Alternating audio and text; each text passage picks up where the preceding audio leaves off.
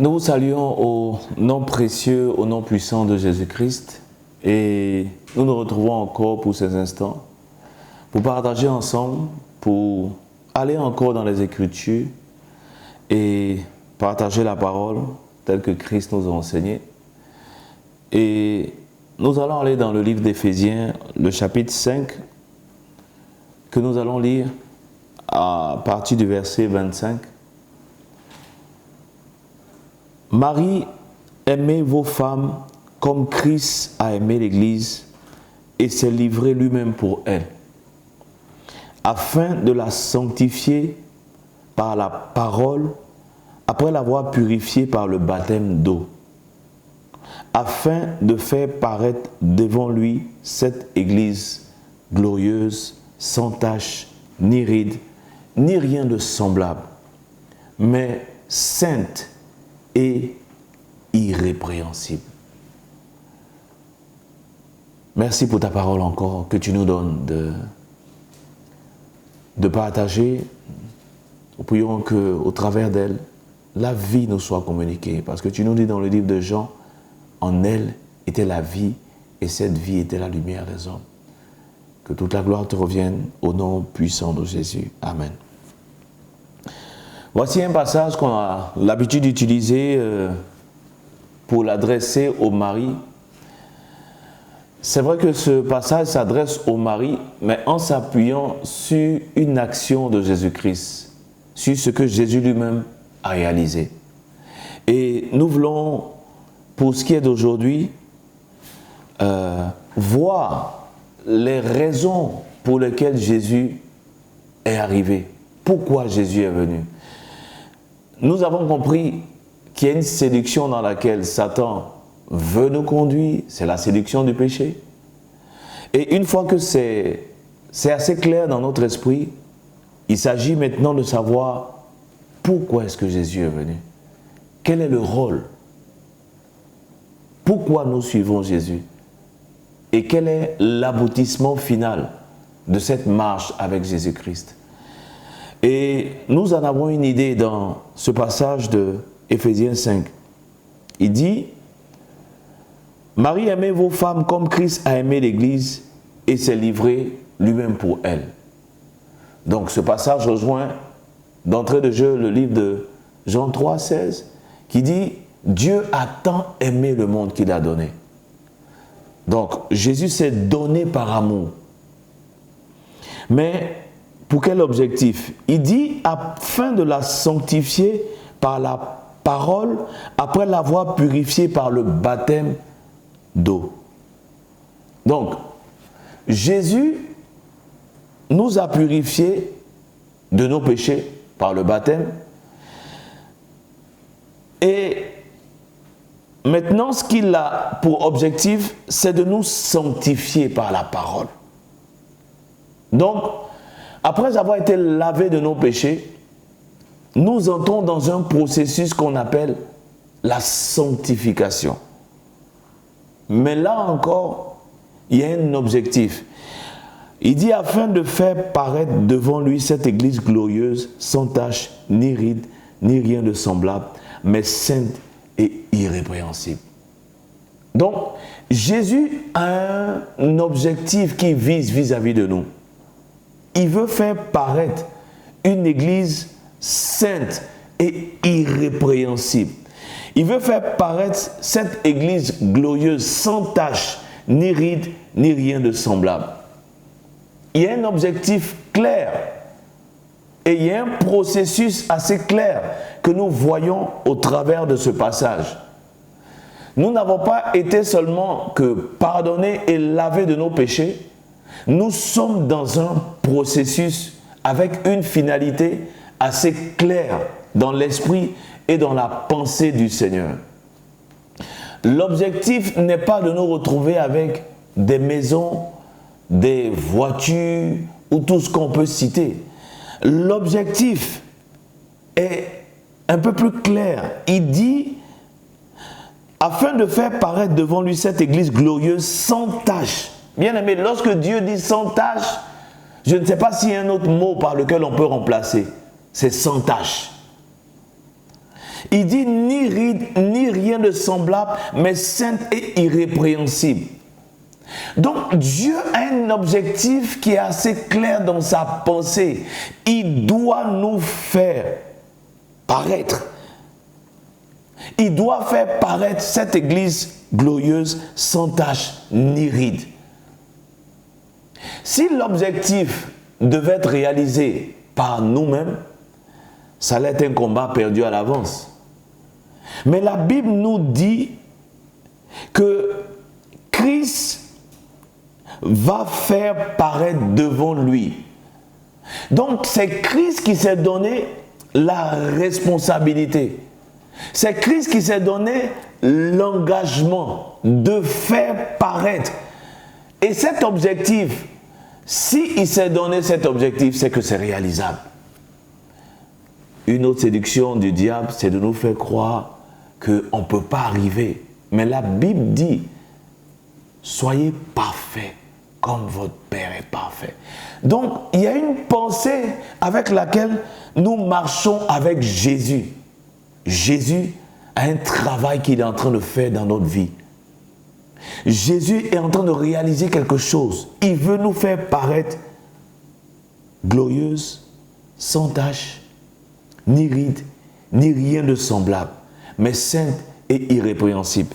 Et nous avons un autre passage qui montre que ce travail, en fait, Dieu l'a prévu depuis l'Ancien Testament, depuis les Écritures, et il a mis en pratique par la venue de Jésus-Christ. Il nous dit dans 1 Thessaloniciens 5, 23, que le Dieu de paix vous sanctifie lui-même tout entier et que votre être, l'esprit, l'âme et le corps soient conservés irrépréhensibles lors de l'avènement de notre Seigneur Jésus-Christ. Donc, il y a un état dans lequel Jésus désire nous retrouver. Il y a un état dans lequel il veut nous retrouver. Bien-aimés, Jésus s'attend à ce que nous soyons transformés par lui dans cette église glorieuse, dans cette église sans tache ni ride. Les Écritures nous le disent pour que nous puissions avoir la même aspiration que Jésus-Christ. Deux personnes peuvent-elles marcher ensemble si elles ne se sont pas accordées? Jésus ayant un objectif clair de faire paraître une église sainte et irrépréhensible, notre collaboration à ce travail qu'il est en train de faire doit être claire. Nous ne devons pas avoir un objectif différent de l'objectif de Jésus-Christ. Voici pourquoi il nous dit de ne pas aimer le monde et ce qui se trouve dans le monde. Parce qu'il y a un travail que Jésus veut réaliser. Et nous ne devons pas avoir un attachement aux choses terrestres, aux choses qui vont passer. Jésus-Christ veut faire paraître une église glorieuse, sans tache, ni ride, ni rien de semblable, mais sainte et irrépréhensible. Ce même mot, on le retrouve dans le livre de Pierre. Dans 2 Pierre 3, 14, il dit, c'est pourquoi, bien-aimés, en attendant ces choses, appliquez-vous à être trouvés par lui, sans tache et irrépréhensible dans la paix. Donc, il y a un état dans lequel Jésus doit nous retrouver. Il y a un état dans lequel Jésus doit nous retrouver. Et c'est ce qui doit remplir nos pensées. C'est ce qui doit remplir nos cœurs. Un désir d'être saint, irrépréhensible devant lui. Alléluia. D'être irrépréhensible. Ça doit être ce désir qui brûle dans notre cœur. Être trouvé sans tache. D'autres passages, on parle dans le livre de Jude aussi.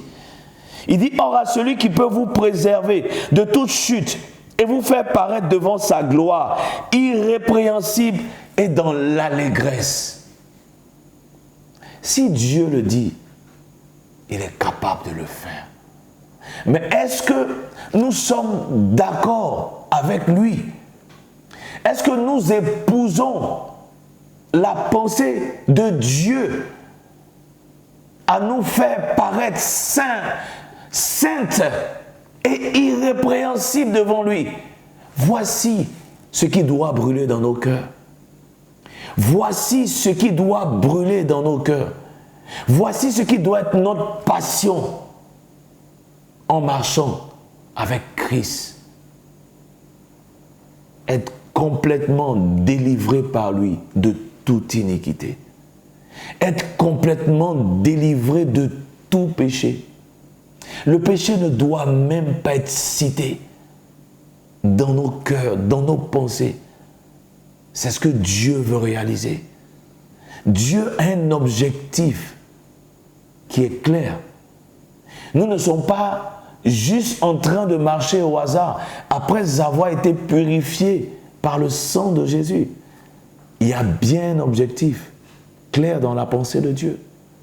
Faire paraître une église glorieuse, sans tache, ni ride, ni rien de semblable. Bien-aimés, voici ce qui doit commencer à brûler dans nos cœurs.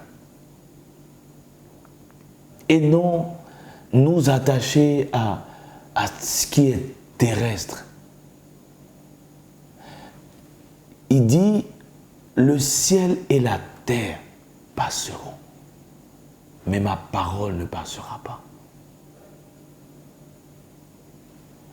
Un verset par lequel nous voulons terminer, un verset qui revient assez souvent, qui se trouve dans le livre de Tite, que nous voulons citer. Il dit dans Tite 2, à partir du verset 11, « Car la grâce de Dieu, source de salut pour tous les hommes, a été manifestée. Elle nous enseigne à renoncer à l'impiété et aux convoitises mondaines et à vivre dans le siècle présent selon la sagesse, la justice et la piété. » Lorsque la grâce vient, contrairement à tout ce qu'on a pu penser, la grâce vient pour nous délivrer de l'impiété et de la convoitise mondaine. Celui qui a compris la grâce et qui marche dans la grâce fuit le péché, délaisse l'iniquité. Nous ne pouvons pas dire que nous avons connu la grâce de Dieu et nous vivons dans le péché. Non, là encore, c'est une erreur et c'est une séduction. Ici, il dit bien que la grâce va nous pousser à vivre selon la sagesse, la justice et la piété. Voici l'objectif de la grâce. Bien-aimés, soyons d'accord avec Jésus-Christ pour qu'il ait toutes les mains libres pour pouvoir faire ce travail dans nos vies. Épousons la même pensée que Jésus-Christ. Il doit faire paraître. L'engagement vient de lui, mais il a besoin de notre collaboration. Il a besoin que nous puissions épouser sa pensée. Il a besoin que cet objectif soit clair dans notre esprit. Jésus veut faire paraître une église sainte et irrépréhensible. Père, nous te bénissons parce que tu corriges notre pensée. Tu nous ramènes à la vérité de ta parole. Tu nous ramènes à un objectif très clair dans nos pensées. Il n'y a aucune confusion. Nous sommes d'accord pour que tu nous façonnes, pour que tu nous transformes, pour que tu fasses paraître cette église glorieuse, sans tache, ni ride, ni rien de semblable. La Bible dit que c'est toi qui vas le faire. Nous voulons renoncer à nous-mêmes et nous abandonner complètement à ta grâce pour qu'elle nous transforme, pour qu'elle nous conduise. Béni soit ton nom au nom de Jésus. Amen.